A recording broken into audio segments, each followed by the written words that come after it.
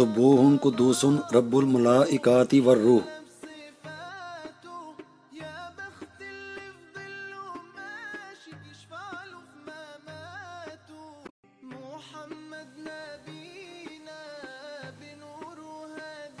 इस अमल को करने के लिए किसी को भी चारों तरफ से, यानी कि चारों तरफ से मुराद मशरिक से लेकर शुमाल, शुमाल से लेकर मगरब, मगरब से लेकर जनूब, मशरिक शुमाल मगरब जनूब, आतिशबाद आब हाक, चारों तरफ से अपने हक में मुती और फरमा बरदार बनाने के लिए ये एक बड़ा ख़ास अमल है इसका। सुब्बूहुन कुद्दूसुन रब्बुल मलाइकाति वर्रूह, इसको उस फ़र्द के नाम की तादाद के मुताबिक पढ़ा जाएगा, लेकिन इसकी जो पढ़ाई है या जो इसका अमल है उसको पहले समझ लेना चाहिए। एक अदद अनार ले लेना चाहिए। अनार जो है वो मीठा होना चाहिए, या पता नहीं अब किस तरह का मिलेगा, लेकिन कोशिश करके जो अच्छी किस्म का अनार हो उसको ले लेना चाहिए। उसको लेने के बाद उसके सारे जो दाने हैं उनको निकाल कर, तो उन दानों की तादाद के मुताबिक, जैसे मिसाल के तौर पे किसी का नाम अगर अली है तो मैं अली के ऊपर इसको करना चाहता हूँ, अपना मुती और फरमा बरदार बनाना चाहता हूँ, तो वो 110 जो उसके दाने हैं मैं उनको ले लूँगा।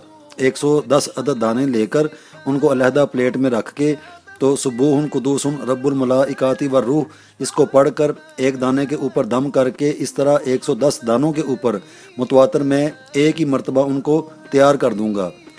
ये जो अनार के दाने हैं इनको किसी भी तरीके से जिसको खिलाया जाएगा तो अल्लाह के फजलो करम के साथ वो मुती और फरमा बरदार हो जाएगा। ये बड़ा एक मुजरब और सीना बसीना राज़ों में से एक राज है। ये उसका अमल है, जितने जिसके अदद हों उसके उतनी ही तादाद के मुताबिक इसको पढ़ा जाए। और दूसरा इसका जो तरीक़ेकार है वजीफ़े के तौर पर पढ़ने के लिए, तो वो ऐसे है जैसे कोई अनार खिला नहीं सकता, ये तो वो करेंगे जो घर में रहते हैं। तो जो जॉइंट फैमिली होती हैं वहाँ पर इस अमल को लाजमी किया जाए, और वही अनार जब खुश्क हो जाता है, मिसाल के तौर पे अगर किसी को खिलाना है तो वो खिला नहीं सके उस वक़्त जब वो अनार ताज़ा था, तो कोई बात नहीं, उसको किसी जगह पर आप रख छोड़ें, फ्रिज में रख दें, वो एक अनार दाना बन जाएगा। उस अनार दाने को उस हंडिया या सालन कोई भी जो चीज़ बनाई जाएगी जिसमें अनार दाना इस्तेमाल होता है, तो अनार दाने के तौर पर उसको इस्तेमाल किया जाए। जो कोई भी इसको अमल को करने के बाद आजमा कर चाहे देख ले तो अल्लाह के फजलो करम के साथ ये ख़ता नहीं जाएगा। आगे अपनी परफॉर्मेंस आ जाती है, या आगे फिर वही बात आ जाती है कि या जैसे हमारे आंसर नहीं मिलते, जैसे कोई मियाँ बीवी हैं तो बीवी का जो आंसर है वो आग है, मियाँ जो है वो पानी है, या मियाँ जो है वो आग है, बीवी जो है वो पानी है, तो ये आपस में इकट्ठे नहीं रह सकते। ये एक अलहदा से टॉपिक है। तो इन बातों से मुबर्रा होकर, यानी कि ये वो वहाँ पर चीज़ें काम करती हैं जिन दो मियाँ बीवी में के अंदर जादू आ चुका हो।